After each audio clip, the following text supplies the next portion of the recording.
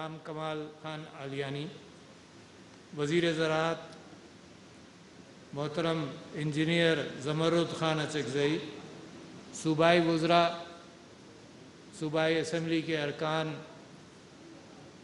جن کو ٹریکٹر ملا، زراعت والے حضرات، کسان، آپ سب لوگوں کو السلام علیکم۔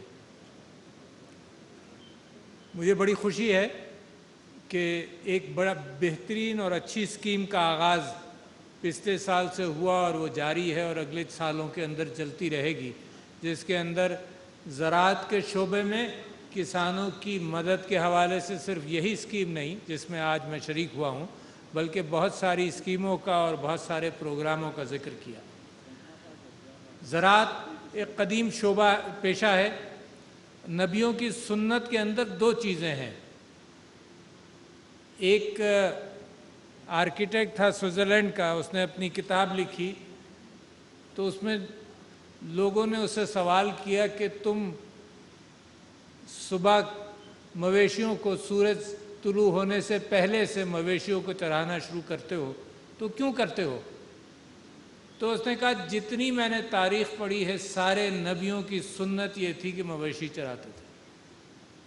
اسی انداز سے حضرت ابراہیم علیہ السلام جب مصر سے نکلے تو انہوں نے بھی 8-10 سال صرف زراعت پر توجہ دی اور زراعت کا کام کیا۔ تو ایک ایسا پیشہ مویشی، مال مویشی اور زراعت دونوں انسان کی تاریخ سے بڑے وابستہ ہیں۔ جیسے جیسے انسانوں کی تعداد دنیا میں بڑھی تو ان چیزوں کے اندر ایفیشنسی بڑھانے کا، ایسے بیج جن سے پیداوار زیادہ ہو، ایسے طریقے جن سے یافت زیادہ ہو، اور جب زیادہ زمینوں کو آپ زیر آب لائیں گے اور اس کو آپ پاشی کے لیے استعمال کریں گے اور زراعت کے لیے استعمال کریں گے تو پھر یہ کہ پانی کی قلت کا سدباب کیسے کیا جائے۔ تو بلوچستان کے حوالے سے جہاں اور چیزوں کا بھی میں ذکر کروں گا، اور مجھے بڑی خوشی ہے کہ کتنا بڑا خطہ اور کتنا اس میں اللہ تعالیٰ نے وہ چیزیں بخشی ہیں، شاید کسی اور صوبے کے اندر، پاکستان کے اندر اتنی اللہ تعالیٰ کی طرف سے نعمتیں نہ ہوں۔ آپ نے سندھ کے ایک ضلع کا نام سنا ہوگا، تھرپارکر۔ تھرپارکر ریگستان ہے، وہاں پر پانی جانا بہت مشکل ہے، لے جانا مشکل ہے، زراعت مشکل ہے۔ تو تھرپارکر کی آبادی یہ کرتی تھی کہ بارشیں ہو گئیں تو وہ بیج پھینک کر اس نے بارانی انداز سے وہاں یافت کر لی۔ جب قلت پڑی اور قحط کا سلسلہ صدیوں سے چلتا ہے کہ 5-6 سال کے اندر شدید قحط کا معاملہ آتا ہے تو پھر وہ ہجرت کر کے آگے جاتے ہیں اور مزدوری کر کے پھر واپس آ جاتے ہیں۔ مگر جب سے وہاں کوئلے کی کانوں نے وہاں پر کانوں کا کام شروع ہوا تو پیسہ آیا، انویسٹمنٹ آیا، اور میں سمجھتا ہوں کہ چند سالوں کے اندر تھرپارکر کے اندر وہ کیفیت نہیں رہے گی جو پہلے تھی۔ اسی طرح سے بلوچستان کے معدنیاتی ذخائر کے حوالے سے بھی میں محسوس کرتا ہوں کہ بہت بڑی تبدیلی کا امکان ہے کہ بلوچستان کو ان چیزوں کی قلت کبھی نہیں ہوگی۔ آپ نے بیج کی بات کی، آپ نے اس کو ویلیو ایڈیشن کی بات کی کہ زعفران کے حوالے سے یا زیتون کے حوالے سے یا سیب کے حوالے سے ایک تو بیج بہتر ہو، اور یہ بیج کی بات ہوتی ہے مال مویشی کے اندر بھی۔ پچھلے دنوں میرے پاس میٹ پروڈیوسرز پاکستان کے آئے تھے، تشریف لائے تھے، اور ان کی یہ خواہش تھی کہ ان کے اس سلسلے کے اندر مدد کی جائے، اور حکومت، یہ جو حکومت کا دور ہے جو جام کمال صاحب کا بھی ہے اور ادھر عمران خان صاحب کا بھی دور ہے، اس دور کے اندر سب سے بڑی تبدیلی یہ ہے کہ لوگوں کی مشاورت کے ساتھ پالیسی بنانے کی نیت کی جاتی ہے۔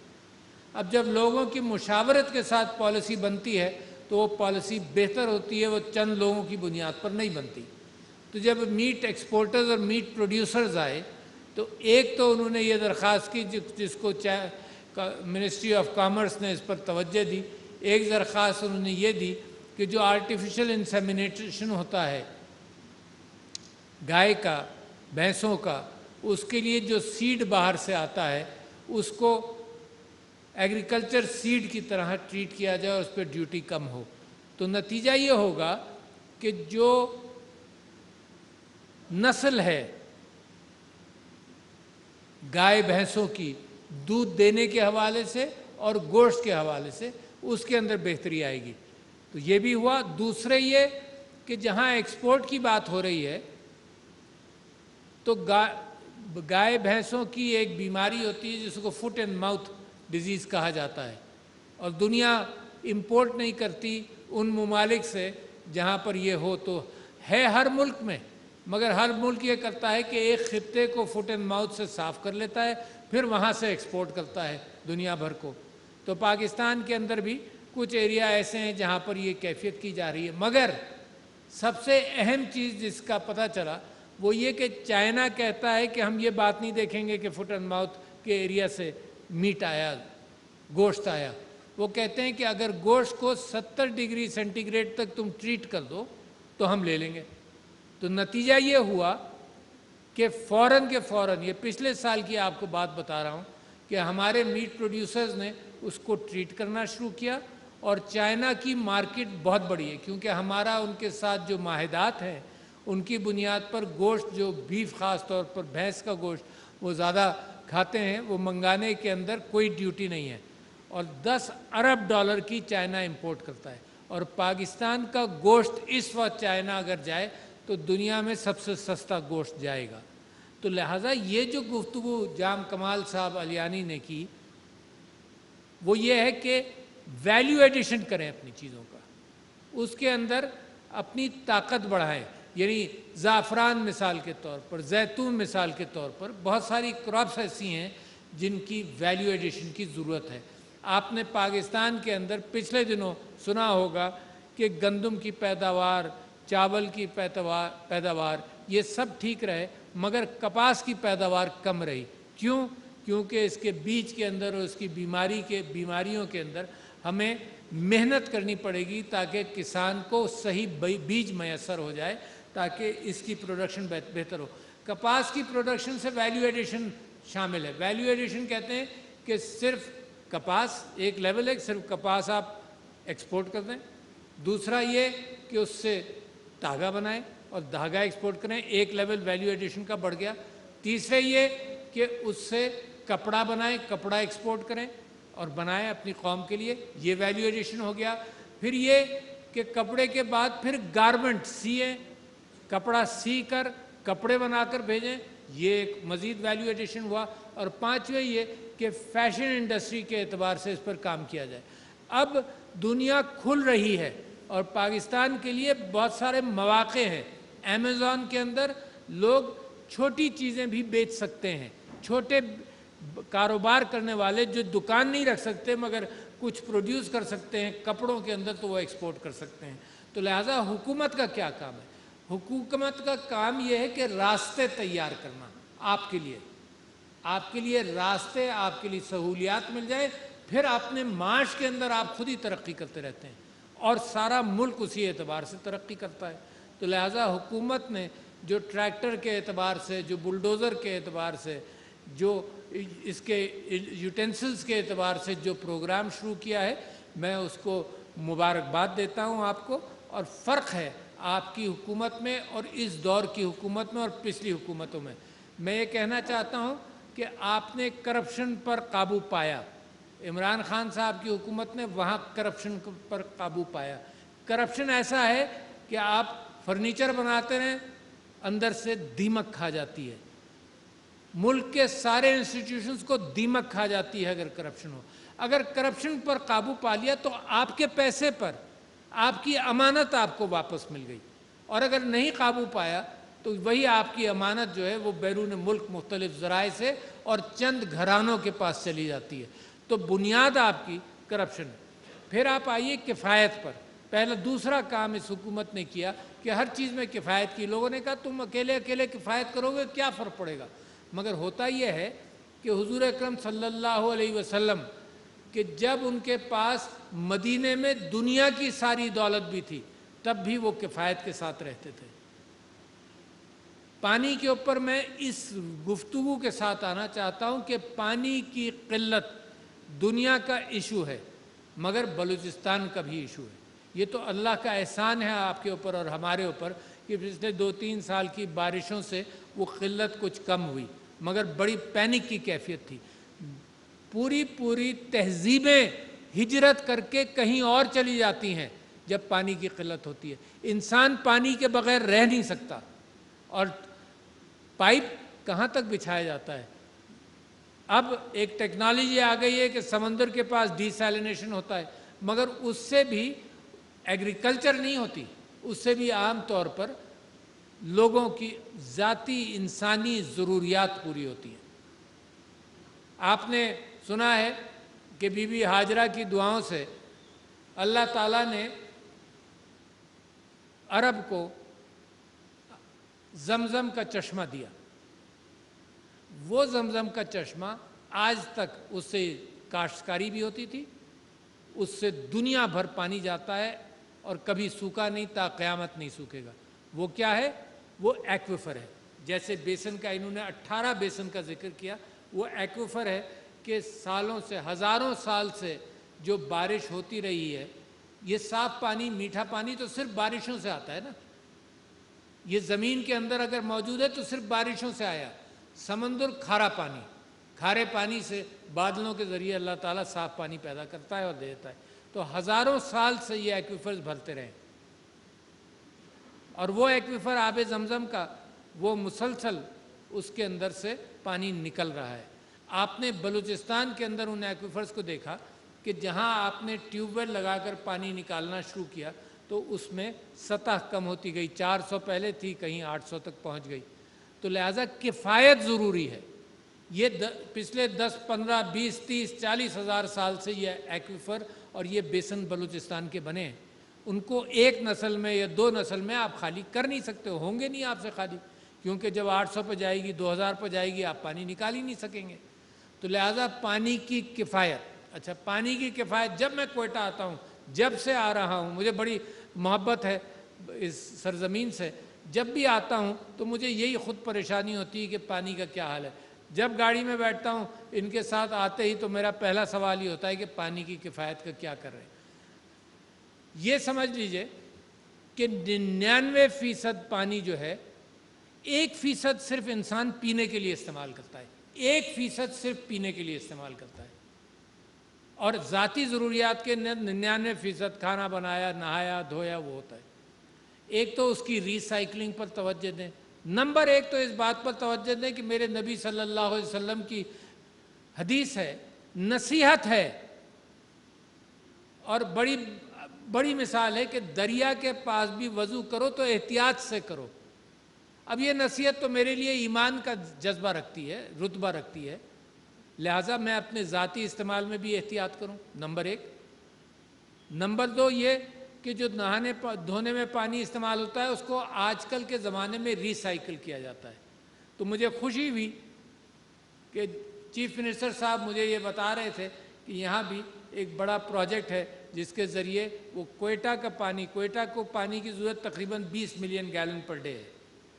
کوئٹہ کا پانی اگر آپ ری سائیکل کر لیں تو آپ کو مزید پانی کی آبادی کے ساتھ تھوڑی سی بڑھوتری کی ضرورت ہے, مگر 99% آپ ری سائیکل کر سکتے ہیں.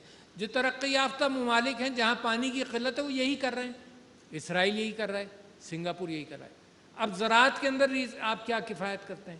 زراعت کے اندر ایک سسٹم ہمارے ہاں پرانا ہے کہ فلڈ اریگیشن کرتے ہیں. ایک طرف سے پانی دیا کھیت کے اندر, جب آپ نے پانی دیا, غلے کے لیے اور پودے کے لیے 6 انچ یا 1 فٹ سے زیادہ پانی کی ضرورت نہیں ہے. جب آپ فلڈ اریگیشن کرتے ہیں تو ایک طرف 6 فٹ 7 فٹ تک پانی جاتا ہے جو بالکل ضائع ہو گیا, اور پھر ایکڑ میں کونے پہ جا کر وہ 6 انچ پانی ہوتا ہے جس کی پودوں کو ضرورت ہے. تو لہٰذا زراعت کے اندر بہت ساری ترکیبیں آ گئیں. ایک اور بلوچستان جیسے جیسے ترقی کرے گا ان ترکیبوں کو استعمال کرے گا، مگر مستقبل یہی ہے، زراعت کا دنیا میں مستقبل یہی ہے، سپرے اریگیشن تاکہ فلڈ اریگیشن کی ضرورت نہ پڑے، سپرے اور سپرنکلر اریگیشن ایک، اور دوسرے یہ کہ واٹر چینلز آپ پختہ کریں گے، اور تیسرے یہ ڈرپ اریگیشن۔ اور اب تو وہ کیفیت آ گئی کہ زمین کے بغیر زراعت ہوتی ہے، زمین کے بغیر زراعت ہوتی ہے، اور آپ نے سنا ہوگا اس کو انگریزی میں کہتے ہیں ہائیڈروپونک فارمنگ، کہ صرف پانی سے زراعت ہوتی ہے، اور وہ 4 منزلہ ورٹیکل وہ بناتے ہیں جس کے اندر پودے اگتے ہیں، پانی نیوٹریشن کے ساتھ، اسی کے اندر یوریا ملا دیا، اسی کے اندر پیسٹی ملا دیا، اور مٹی کی ضرورت نہیں ہے۔ تو یہ جب جیسے دنیا ترقی کرتی ہے، دنیا اپنی ضرورت سے ترقی کرتی ہے، اور بلوچستان کے اندر مستقبل پانی جو اللہ تعالیٰ نے دیا ہے اس کی قیمت کا اندازہ کرتے ہوئے، اس کی اہمیت کا اندازہ کرتے ہوئے آپ اس کو احتیاط سے استعمال کرتے رہیں تو انشاءاللہ آپ کلٹیویشن بھی ہزاروں ایکڑ بڑھائیں گے، لاکھوں ایکڑ بڑھائیں گے اگر پانی کا صحیح استعمال کر لیا۔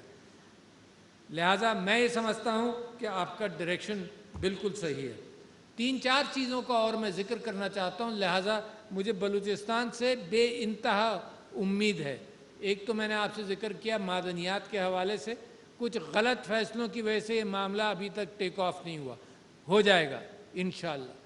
فشریز کی طرف میرا خاص توجہ بھی ہے کہ پاکستان کا کوسٹل ایریا، بلوچستان کا کوسٹل ایریا بہت بڑا ہے، اور آپ کو مثال دیتا ہوں، یہ مثال اگر آپ کے ذہن میں رہے تو اپنی غلطیوں کا ادراک کریں گے، اچھے کام کر کر ہم اس کی یافت کو بھی بڑھائیں گے۔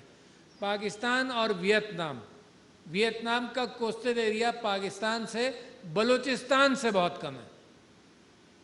دونوں کی فش ایکسپورٹ جو تھی وہ تقریباً $300-400 ملین تھی 1999 میں۔ ہم نے کیا کیا؟ ہم نے اوور فشنگ نہیں کی، ہم نے باریک جالوں سے فشنگ کی، جو ایک پینسل بھی اس میں سے نہیں گزرتی اتنی باریک، جس کے اندر ہم نے مچھلیوں کی نئی نسل، بچہ مچھلی بھی، نئی نسل ہونے والی نسل کو بھی وہ چکن فیڈ کے لیے پکڑتے رہے، لہٰذا سمندر کے اندر مچھلی پاکستان کے کوسٹ پر کم ہو گئی، اور ہماری ایکسپورٹ $300 ملین تھی، آج 500 ہے۔ 20 سال بعد ویتنام، جس کا کوسٹ ہم سے چھوٹا ہے، ساحل ہم سے چھوٹا ہے، وہ 300 ملین سے آج $10 بلین پر پہنچ گیا۔ وہ فش فارمز بناتا ہے، وہ فش کے اندر، سمندر کے اندر جالے ڈال کر، مچھلیوں کے بیج ڈال کر، انہی جالوں کے اندر وہ مچھلیوں کی بڑھوتری ہوتی ہے، اسی میں سے وہ نکال لیتے ہیں۔ تو بلوچستان کے 4-5 چیزیں ایسی ہیں جو میں سمجھتا ہوں کہ ایک چیز بھی کسی ملک کو مل جائے وہ اس ملک کو، اس صوبے کو ترقی یافتہ بنا سکتے ہیں۔ تو لہٰذا میں آپ سے گزارش کرتا ہوں کہ جو محنت حکومت کر رہی ہے اس کے اندر ہم ویلیو ایڈیشن کرتے چلے جائیں، ہر اعتبار سے، ہر شعبے کے اندر۔ لائف سٹاک کے اندر جو سکوپ بلوچستان کے اندر ہے، اور جو پاکستان کا لائف سٹاک کی پرسنٹیج بلوچستان کے اندر ہے، مال مویشی کی، اس کی سٹاک کو بہتر کرنا، اس کو بہتر انداز سے استعمال کرنا، مگر ساری چیزیں، بنیادی ساری چیزیں آ کر پانی پر ضرور پھنستی ہیں۔ انسان پانی پر ضرور، پانی کے بغیر جی نہیں سکتا، لہٰذا سب سے زیادہ پرائرٹی ماشاءاللہ چیک ڈیمز بنا رہے ہیں۔ چیک ڈیم کیا ہے؟ جو وہ ایکویفر ہے، بیسن کے اندر پانی اللہ تعالیٰ ذخیرہ کر دیتا ہے، تو وہ چیک ڈیمز کے ذریعے بھی آپ یہی کام کرتے ہیں کہ پانی کا، بارشی پانی کا ذخیرہ ہو جائے، اور اس کے بعد کچھ عرصے کے بعد آپ اس کو استعمال کریں۔ تو پاکستان اور پاکستان کے صوبے ترقی کے راستے پر ہیں۔ آپ نے بہت ساری چیزوں کا مقابلہ کر لیا۔ آپ اس وقت دنیا کا GDP کم ہوا، آپ کا بڑھ گیا۔ آپ کے پڑوس ملک میں کورونا کی بنیاد، غلط فیصلوں کی بنیاد پر وہاں آپ نے حشر دیکھا، آپ نے اپنے ہاں صحیح فیصلوں کی بنیاد پر آپ نے دیکھا کہ یہاں قابو ہے کسی حد تک، مگر احتیاط آپ جاری رکھیں گے تو قابو رہے گا۔ نتیجہ یہ کہ اس مشکل میں بھی اپارچونٹیز نظر آتی ہیں. جیسے جنگ کے اندر بھی اپارچونٹیز نظر آتی ہے، اس مشکل کے اندر بھی اللہ تعالیٰ وہ راستے دکھاتا ہے کہ اس راستے سے نکل جاؤ تو تم بچ جاؤ گے. اور اس کے اندر ہمارے علماء نے مسجدیں کھلی رکھ کر، ہمارے میڈیا نے، آپ سب لوگوں نے محنت کی، نتیجہ یہ ہے کہ کووڈ پر ہم نے کسی حد تک قابو پایا. تو میں آپ سے یہ کہہ رہا ہوں کہ یہ زمانہ ہے اذہان کا، کہ انسان اپنی عقل کی بنیاد پر فیصلے کرے، صحیح فیصلے کرے. تو ایک بڑا ملک آپ کے پڑوس میں، وہاں کا آپ نے اشر دیکھا، آپ نے صحیح فیصلے کیے، یہاں آپ دیکھیے کہ اللہ برکت ڈالتا ہے. اسی طرح سے مستقبل کے حوالے سے میں سمجھتا ہوں کہ بلوچستان کی اسمبلی کے لوگ یہاں بیٹھیں، منسٹرز بیٹھیں، دور دور رس فیصلے کیجئے، صحیح فیصلے کیجئے، اللہ برکت ڈالے گا. یہ زمین، بلوچستان زمین نہیں ہے، سونا اگلنے والی زمین ہے، اور آپ لوگ محنت کرنے والے لوگ ہیں. حکومت آپ کے لیے راستے تیار کرے، آپ کو چھوڑ دے تو آپ سونا کاشت کریں گے اس زمین سے. میں آپ کا شکر گزار ہوں اور آپ کو مبارکباد دیتا ہوں جن کو قرآن اندازی کی بنیاد پر ٹرک ملے. اور میں سمجھتا ہوں آپ کے لیے دعا کے ساتھ، اور جو چیزیں آپ نے جس بات کا اظہار کیا وہ یقیناً میں مرکزی حکومت کے سامنے پیش بھی کروں گا. اور ہمیشہ آپ سے گزارش کرتا ہوں، آپ سے عرض کرتا ہوں کہ میرا دروازہ ان سارے ایشوز کے لیے کھلا بھی رہے گا. کبھی کبھی میری بات بھی چل جاتی ہے. شکریہ جناب. السلام علیکم.